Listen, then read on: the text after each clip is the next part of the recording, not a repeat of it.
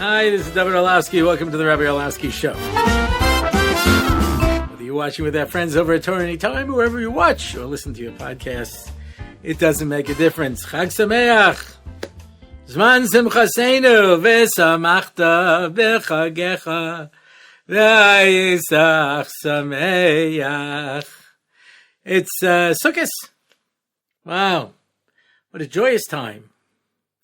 Just sitting outside in our sukkah, and depending where you are, that's a more challenging or less challenging experience. When I grew up in Long Island, and it was like this year where Sukkot was later, it was very cold. I mean, you went out into the sukkah in your winter coats to go and to eat there. And I remember at one point I was in my FBT phase, which is fiery Baal Tshuva. And I said to my father, I'm sleeping in the sukkah. He says, are you crazy? You're going to catch pneumonia. And I said, I'm mitzvah, sleep in the sukkah. I took my bed out there. I woke up in the morning, and of course my father was wrong. I didn't catch pneumonia. I just got bronchitis. But, it's kind of challenging.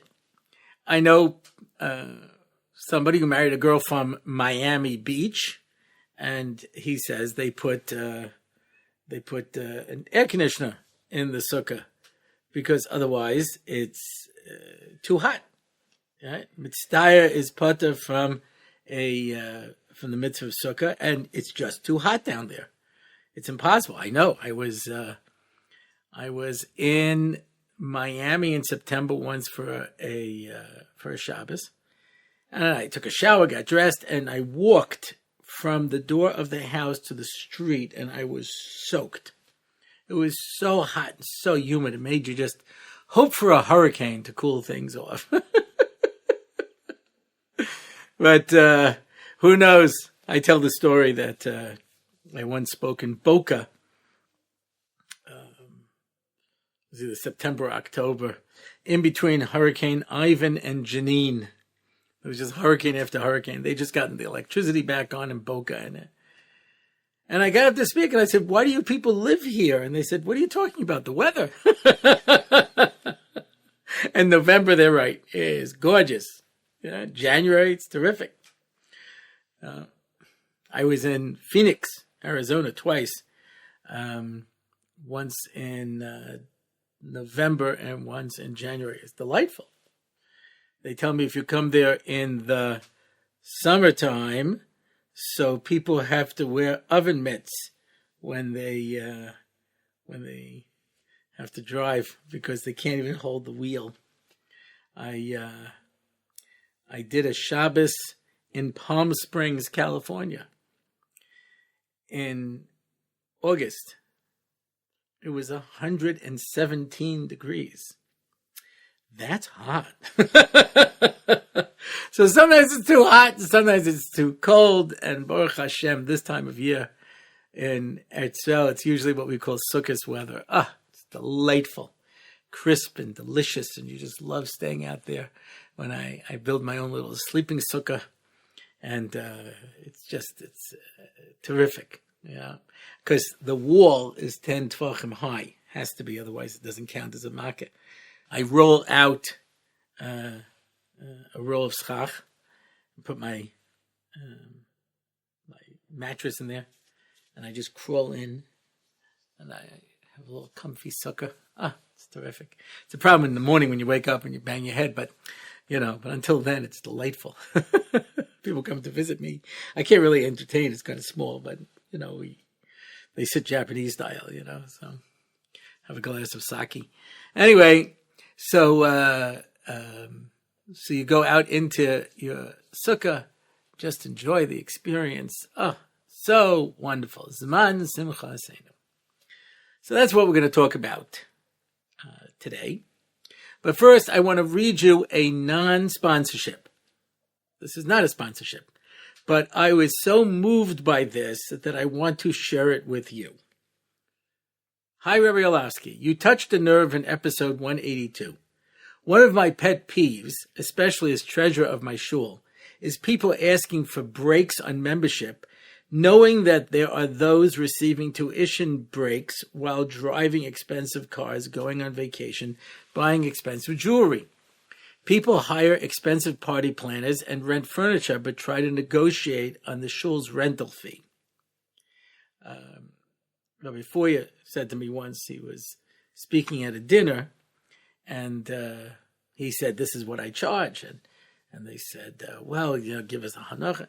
He says, "You're paying full price for the caterer, full price for the printer, full price for everything else over here. But suddenly when it comes to paying the rabbi, now you don't have any money." He says, "It's not covered at Torah." And Rabbi Orlofsky told me once, he says, when it comes to counseling, he does counseling, he says you should always charge, because people don't think it's kosher if they don't charge. And I've seen myself that when I charge a higher fee than a lower fee, it always turns out to be a much better speech. People appreciate it more. But anyway, so they're trying to negotiate on the shul's rental fee. But it made me think that I receive so much from your podcasts, and this is our way of saying thank you. And he paid for a sponsorship. No need to sponsor an episode. He doesn't even want a sponsorship for this. Just want to say thank you. Please keep anonymous. Thank you for always speaking the truth, a good yar. Well, this is not a sponsorship. He's not sponsoring this, but I just found that so inspiring, because that's what we do. We try to appreciate what we get and give, and there are some people who just look at it from the point of view of, how can I get without giving, and that's it. Okay, so that's our non-sponsorship. Sukkos and Simchas Torah. So let me talk for a moment about Hoshana Rabbah. Hoshana Rabbah is the final Yom Adin. It's not in the Gemara. It's in the Zoya. But the Gemara doesn't talk about it. Uberosh Hashanah yikasevun, ubeyom Yom Kippur yechasemun.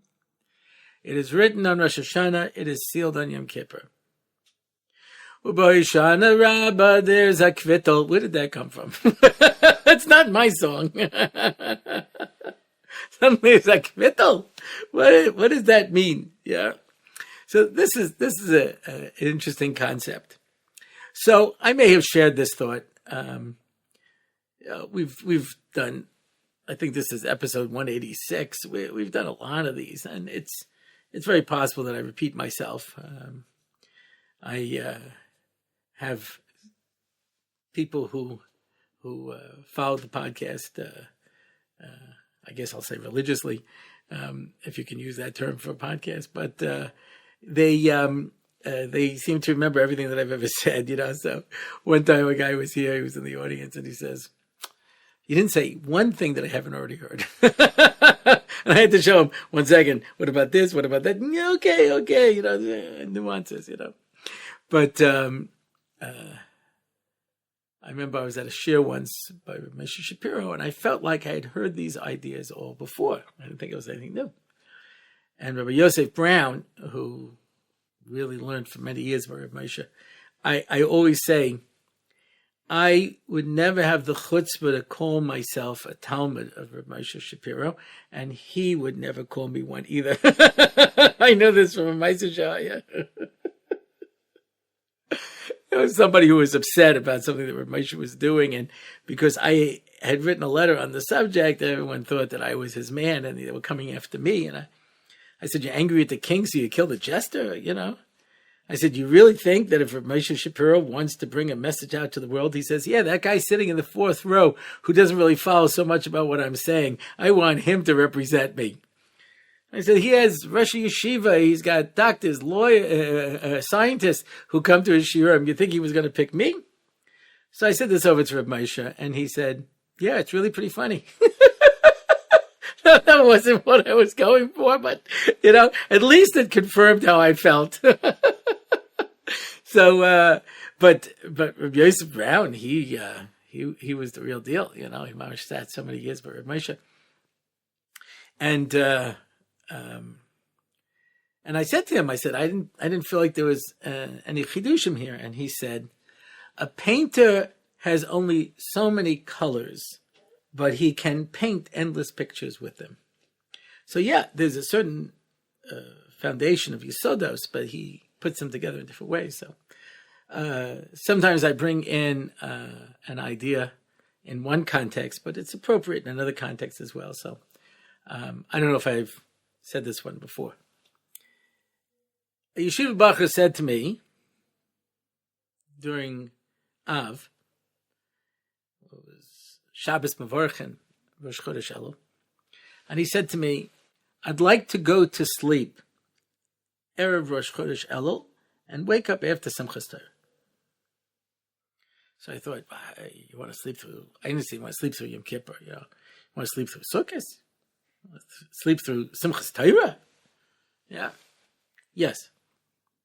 Because it's too much for me. It's too much pressure. So it's interesting. Rosh Hashanah is a pressure. It's din. It's din. You're being judged. You have to take a hard look at your life, your decisions. You have to present a defense and a reorganization plan for the coming year. Aseres Meitshuva. Okay, it's a lot of slichos. I can appreciate that. Yeah, pretty long. Have to get up early. Slichos. A poetic Hebrew, and either way you look at it, you're going to have a problem, because I can't keep up with the person who's doing it. I take more time. I just recently did a shir in my tefillah shir on this topic about slichas. I went through slichas, and I said, I have to read ahead. I have to prepare ahead, because there's no way I can say it that fast. Alternatively, is somebody who says it as slow as I do, and that's just so oppressive. I don't even want to think about it. I'd rather be the one trying to catch up than the one having to hang around. Yeah, but okay, so slichas, Yom Kippur. All right, you're fasting, you're a whole day in shul. Is that okay? Sukkos is fun. Simchas Beis Hamikdash, going out every night, having a party. I don't know if anybody remembers, but on the music scene, there was someone by the name of Dov Levine. He was on the first Journeys album, and he was learning in Eretz Yisrael because he was young. He was young when he became a star. Yeah, he was learning in Eretz Yisrael, and he used to go around every single night to sing at a different Simchas Beis Hamikdash. And he told me, somebody said, "Are you crazy? You're going to ruin your voice. You can't keep doing this." And he said, "What did HaKadosh Baruch Hu give me a voice for, if not to be able to sing?" So you want to sleep through Sukkot? Okay, but Simchas Torah, with the flags. Don't you like the flags? I grew up. I grew up in a shul. Simchas Torah, they used to give you candy apples. If you've never had the experience, it's an apple. You put a stick in it, and you put this hard, cherry candy outside that hardens on it, and you take a bite out of it. I made it. I actually found the recipe, and I made it for my kids. And they tried to take a bite, and it was too hard, and it hurt their teeth. And I had a whole bunch of apples covered in a sugary substance that was hard with one bite in it. If I knew that, I would have made one and pass it around and let everyone take one bite, But you missed out the jelly apples? Gosh, and you figure for the average bacha, what could be more appealing than drinking? What an excuse to be able to drink, In America, I've been in places where Simchas Torah is basically Purim.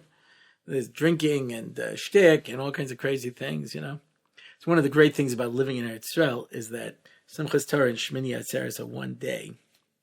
So you have to have all the hakafas and then go into Tefillas Geshem and Yisker. It's like it's all the same day. You don't get to separate the religious stuff off and then just have the fun. You put it all together. Yeah. Simchas Torah. And I thought about it, and I understand why. There's a pressure. There's a lot of pressure. Rosh Hashanah, Aseres Beit Tshuva, Yom Kippur, even Elul. Elul! Yeah. I understand where the pressure is. It's a lot of pressure. Kosher Baruch is going to judge me. Am I going to get forgiven? I'm going to be written in the book of life, the book of death. What's going to happen to me? Am I going to be a Rasha, tzaddik? What's going to happen? Mi ba'esh, mi ba'mayim. Yeah, all the terrible things that are going to possibly happen, all the judgments. I understand that's heavy.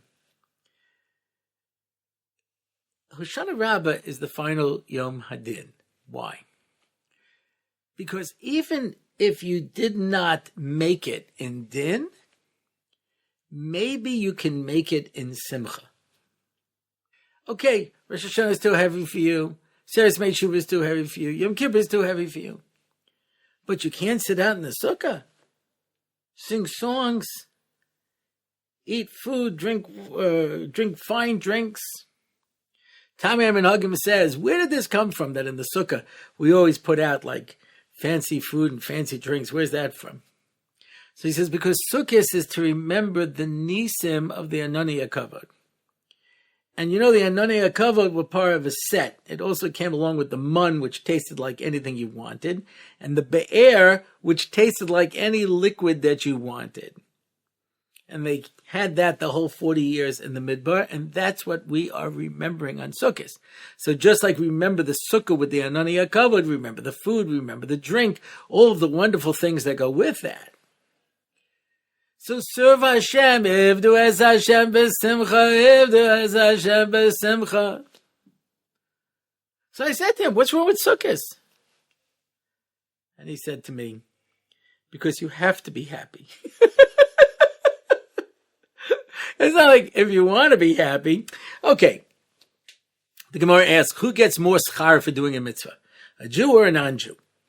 Remember when I learned this as a kid? I said, of course, the non-Jew, it's extra credit, doesn't have to do it. But the Gemara says, no, the Jew gets more credit. Why? Because he's mitzuveh. He's commanded. And there's a simple reality, once I have to do it, I don't want to. Yeah? High school kid wakes up in the morning, looks at his room, and it is a disaster area, even by his incredibly low standards. And he decides, today, I'm going to clean up my room. All the clothes that stand on its own are going into the wash. All the old pizza boxes, taking them out, Take a lawnmower, see what I can do with the carpet. I'm determined. And you're lying in bed, psyching yourself up, and your mother opens the door and says, this room is a pigsty, clean it up. Now I don't want to, because you told me I have to. There are people who stay up every night till 4 o'clock in the morning, except on Shavuos night. By 11:30, they're falling asleep. There are people who never eat breakfast. Sometimes they forget to eat lunch. It's like 3 or 4 o'clock in the afternoon. They say, I didn't eat anything today. Except on a tinus. 9 o'clock in the morning, they're pacing up and down. Oh my gosh, I'm never going to make it. I have a headache. I better lie down. What time is it? 9:01. Oh, I don't know how I'm going to make it. So, but you never eat. But I always could. And once you tell me I can't, I'm starving. So you tell me I have to be happy? Yeah. Cheer up or else. Yeah. So, it's a pressure. But just like we can serve HaKadosh Baruch Hu through Yira, we can serve HaKadosh Baruch Hu through Simcha. Zman Simcha Seinu. Hine bo'ez Yom Adin. Hine bo'ez Yom Adin. L'bochein levavais b'yom Adin. That's Rosh Hashanah. Yom Kippur. Ki b'yom hazeh chaper lehem l'chem mikol lechem Hashem Titoru. Right? Focusing on kapara, doing tshuva, vidoy. But I have to be happy? Even that's a pressure for some people. I don't want to have to do anything. I mentioned this in the past. Rabbi Center told me once, he says, the taiva of kids today, it's not to go out and do bad things. When I was growing up, people wanted to go out and do things that were wrong. He says, now they want to sit and binge watch TV shows and movies and never go anywhere. They're just sitting on their phone or whatever their device is and like this. Totally gone. Yeah. I don't want to... I looked up once. Interesting thing. You know, on some websites, they tell you how much views your videos had. But you can go into it and also see the engagement, meaning how long did people watch the video? And a lot of people who watch the video don't watch it all the way to the end. It's too much of a commitment. It's too much time. That's why you have all these, programs where they give you a minute, 1 minute, because that's as much as people can handle. Yeah. Soon they'll be down to a second. Torah. It says, Bilam knew the moment when HaKadosh Baruch Hu got angry, which is a fraction of a second. So what was he going to say? Klam. Okay, one word. So we're going to have meaning for a second. Torah. Yeah. Tshuva. I have no attention span for anything more than that. Everyone's attention span is shot. So it's interesting to see, You have to try to keep focused. No one wants to do anything. So you tell me, I have a mitzvah of simcha. I don't even want to do that. I don't know if I've told this story. It could very well be that I did. There was a film called The Matrix, which I never saw, but I heard about it, and I used to quote it in shiurim all the time. But basically, the idea is that everybody is living an imaginary life. You're really in a big tube hooked up to a machine, and you're imagining everything. It's all make-believe. So sometimes people say to me, why do I have to work so hard to have a meaningful life? Why can't Hashem just make me think I'm having a meaningful life? Just fool me. I said, well, that's like being hooked up to the Matrix. You don't have anything real. Nothing's real. Starting about 15 years ago, students would say to me, yeah, I'm okay with that. I'm okay thinking I have a meaningful life, even though I don't. Fool me. Tell me no secrets, tell me some lies. Give me no reasons, give me alibis. It's okay. I don't need reality. I don't need to get married and have children and have a loving relationship. I just have to pretend. Hook me up to a machine and I'll think that I did. Of course, there's no point to creating people for that. What's the point? Just make a computer program, push a button that goes happy, happy, happy, happy, happy. There's no point to it. But people are so, I don't want to do anything. Yeah, the apathy is so fun that we don't even want to be happy. We don't even want to celebrate. There are people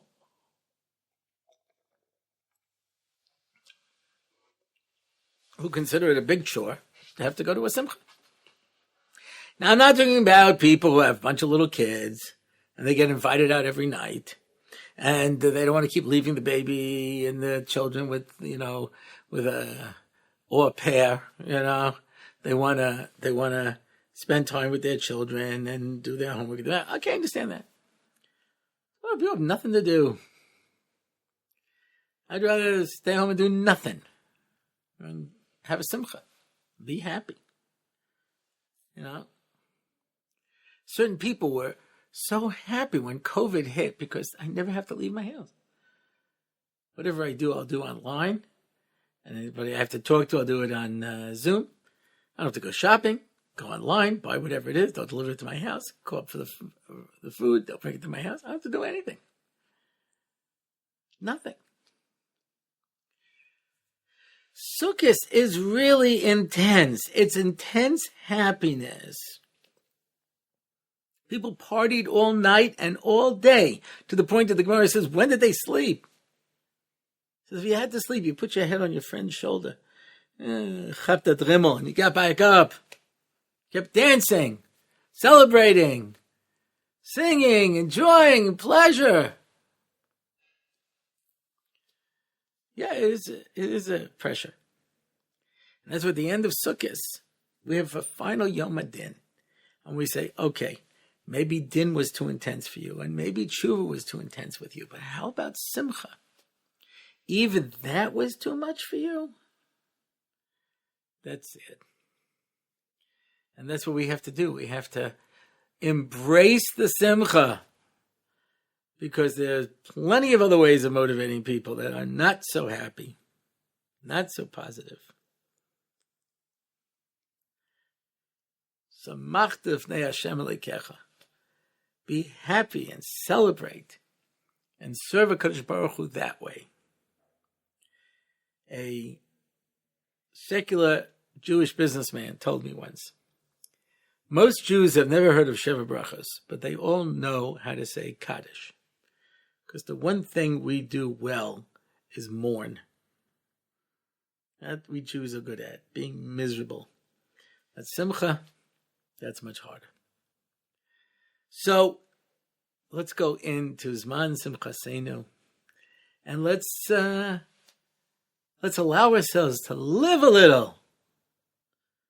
Sing and dance, and eat and drink and celebrate, and fill ourselves with that wonderful sense of simcha that comes from being tachas kanfei Shechina inside of our sukkah. Ufros aleinu sukkah shleimecha, Hashem, envelop us in your beautiful simcha. Okay. So now we come to the question and answer portion of the program. Lazer Cohen asks, I just heard the car wash story from a few weeks ago.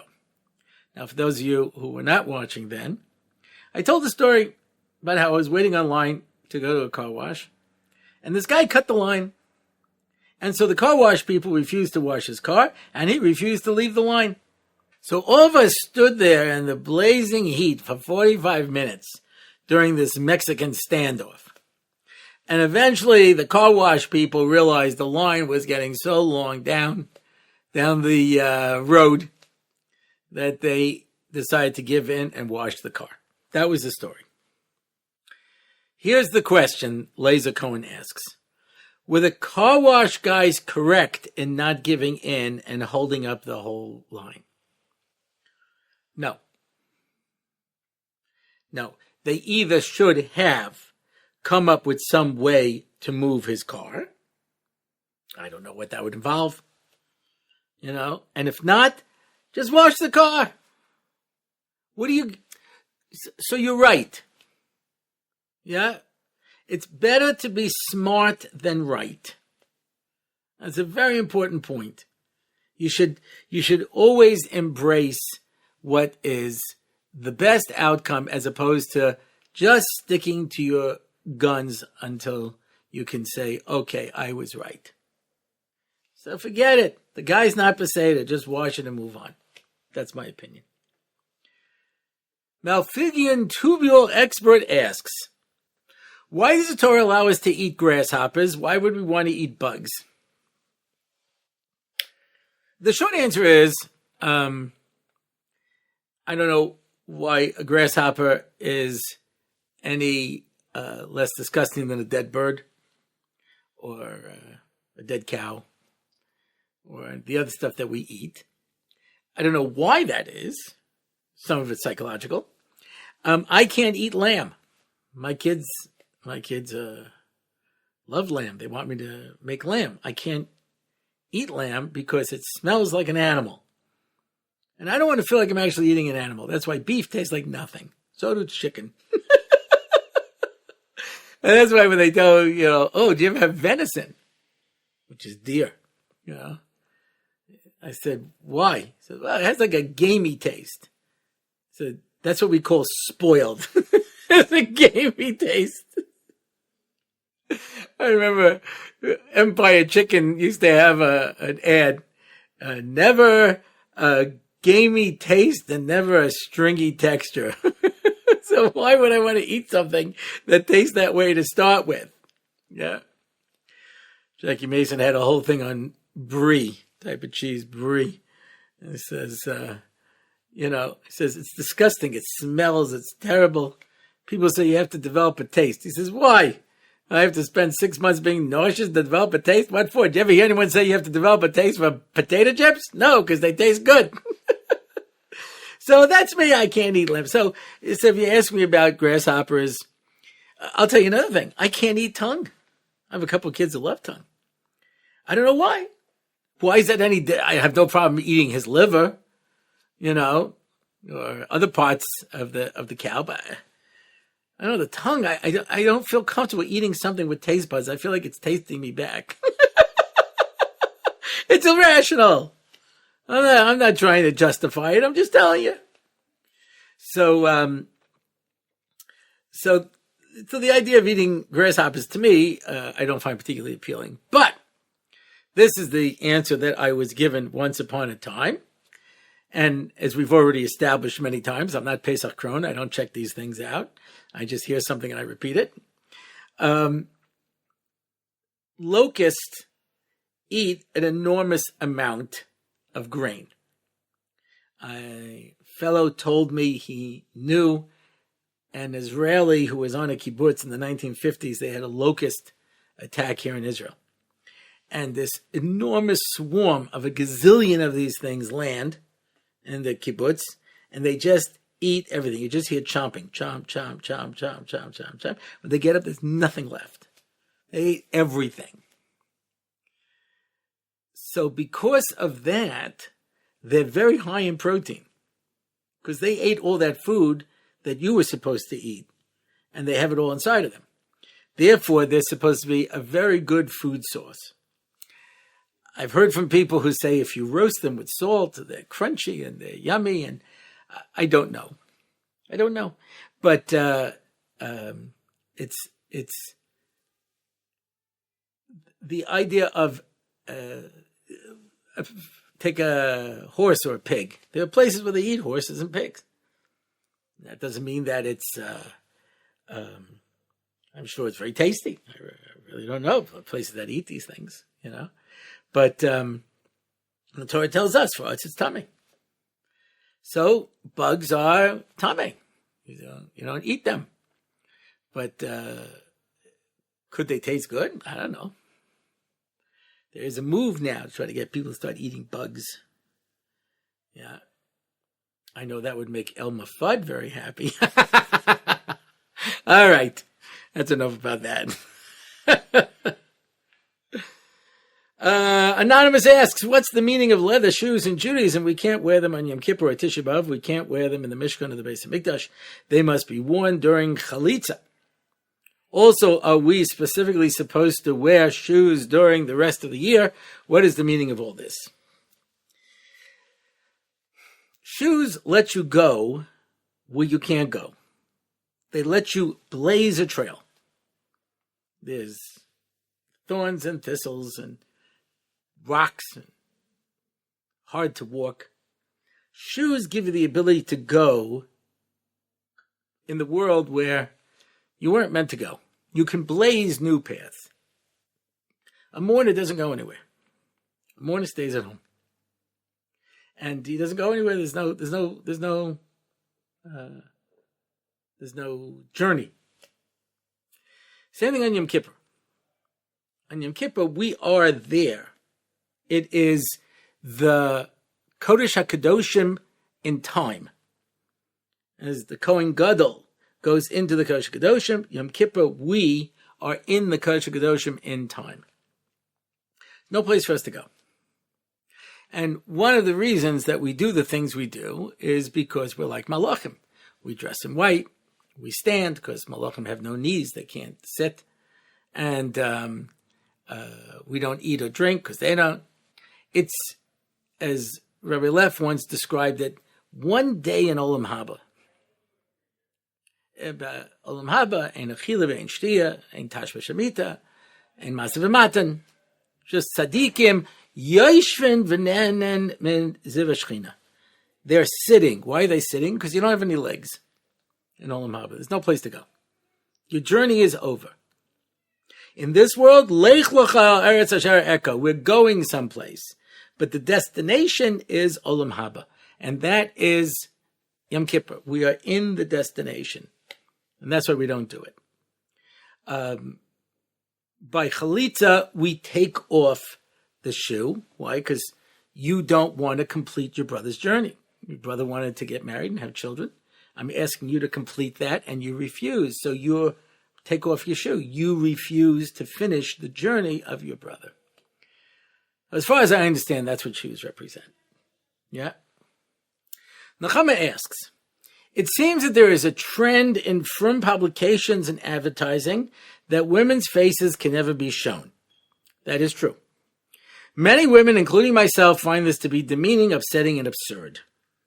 What are your opinions about this trend? Well, I don't find it demeaning, and I don't find it upsetting.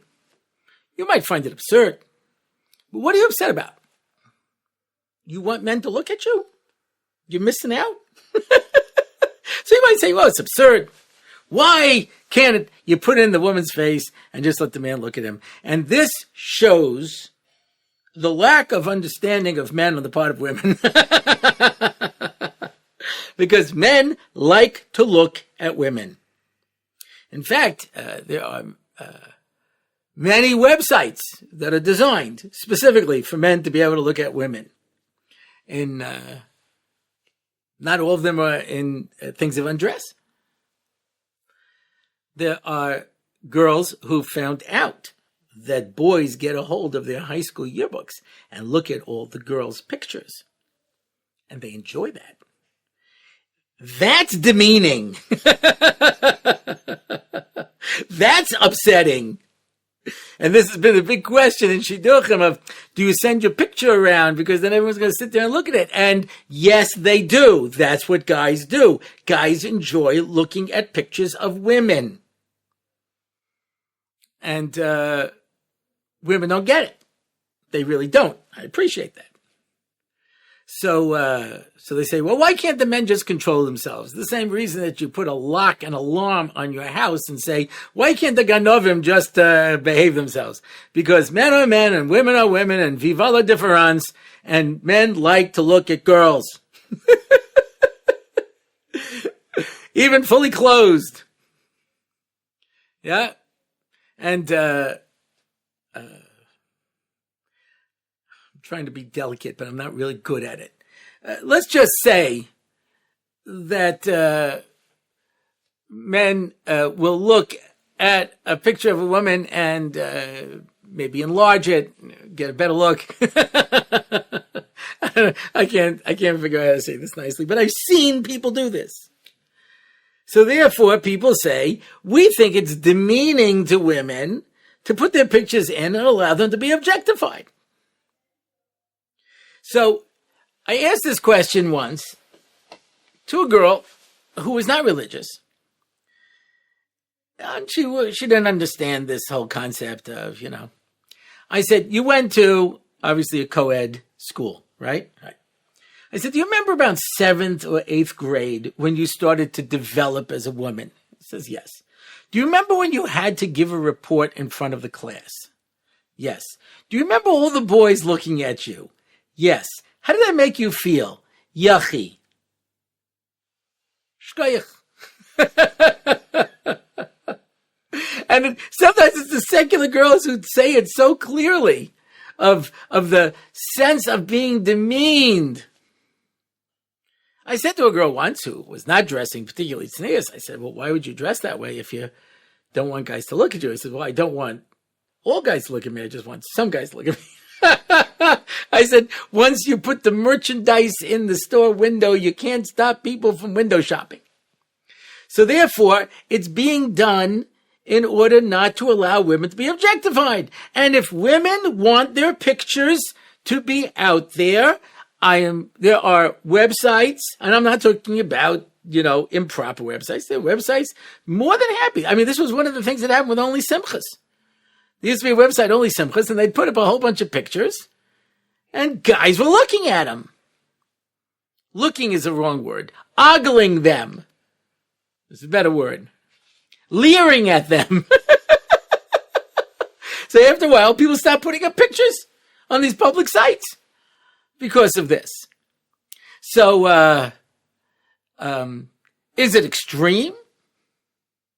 Like when they took out bin Laden and the Hamoudiyah airbrushed the picture of Hillary Clinton out?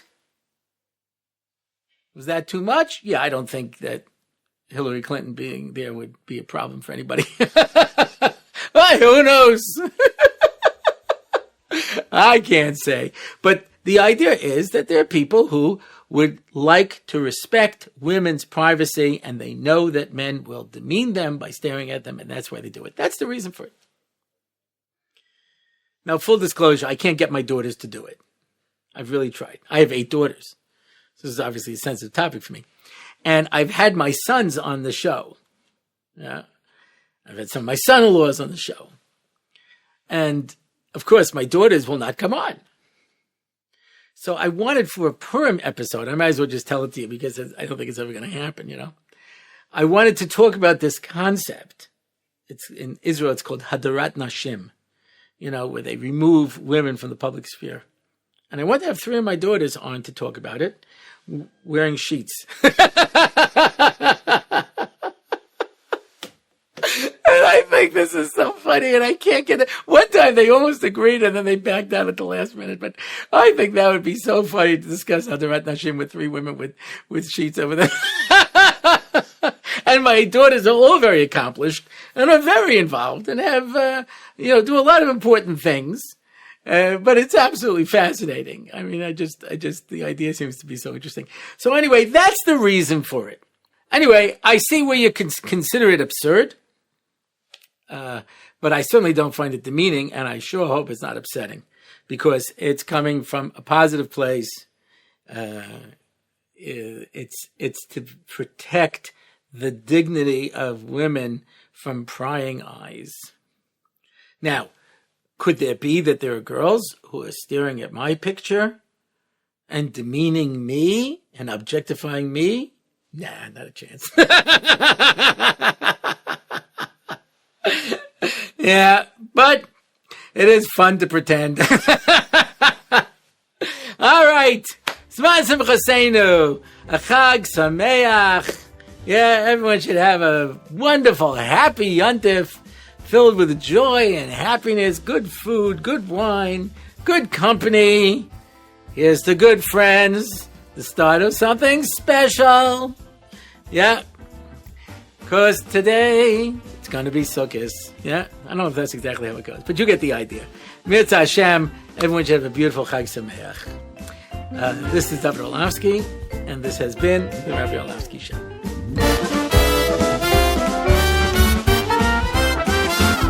It's the Rabbi Orlofsky Show. Torah and Simcha, ready to go. It's the Rabbi Orlofsky Show. Knowledge and wisdom will help you grow. Lots of fun in every episode, and we don't have to rhyme. No, we don't. It's the Rabbi Orlofsky Show on RabbiOrlofsky.com. Torah anytime, YouTube and more. It's the Rabbi Orlofsky Show. Torah and Simcha, ready to go. It's the Rabbi Orlofsky Show. Till next time, till we meet again. It's the Rabbi Orlofsky Show. It's the Rabbi Orlofsky Show. It's the Rabbi Orlofsky Show.